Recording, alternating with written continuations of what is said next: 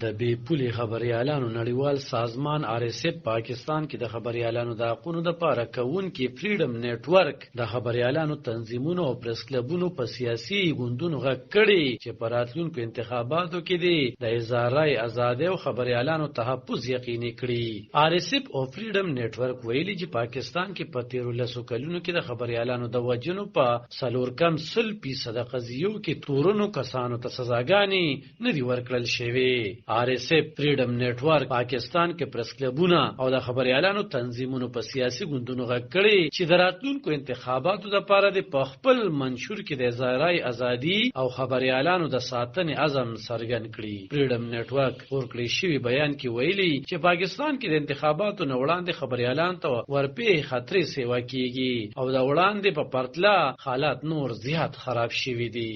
بیان کې ویل شوی چې رسنو کې کارکونکو د هغو د مرسیالو په ضد جرمونو کې ککړو ته استثناء د زیات اندېښنې وړ ده او خبريالان نور د سختو خطرو سره مخ کوي او دا کار د پاکستان ولس د پوهې او معلوماتو ته د رسایۍ څخه محروم کوي. کوم دوه بنیادی حقوقونه چې د پاکستان آئین ورکړي دي. RSF د سویلي ایسیا څانګې ویلي چې د انتخاباتو په مخال د خبريالانو او رسنو د ازادۍ او ساتنې کار د سیاسي ګوندونو په لاس کې دي او سیاسي ګوندونه دي د خبريالانو تحفظ د لپاره د قانون سازي لارې ولټوي. د خبريالانو کلبونو تنظیمونو او سازمانونو په وړاندیزونو د عمل کولو د لپاره د جمنې وکړي. پاکستان کې د راتلونکو عام انتخاباتو لپاره الیکشن کمیشن د خلقبندیان ابتدایي فهرست جاری کړي او اعلان یې کړی چې 2023 پاکستان کې د راتلونکو عام انتخاباتو لپاره الیکشن کمیشن د خلقبندیان ابتدایي فهرست جاری کړي او اعلان یې کړی چې 2023 کال د جنوري په وروستۍ هفته کې به انتخابات کولی شي.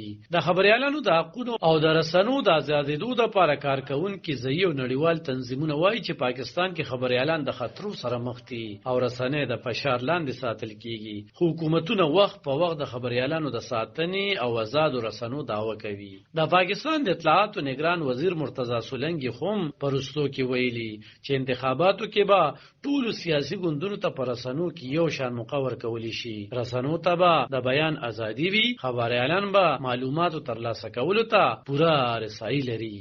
علب خان شیرپو دلبر نیوز 400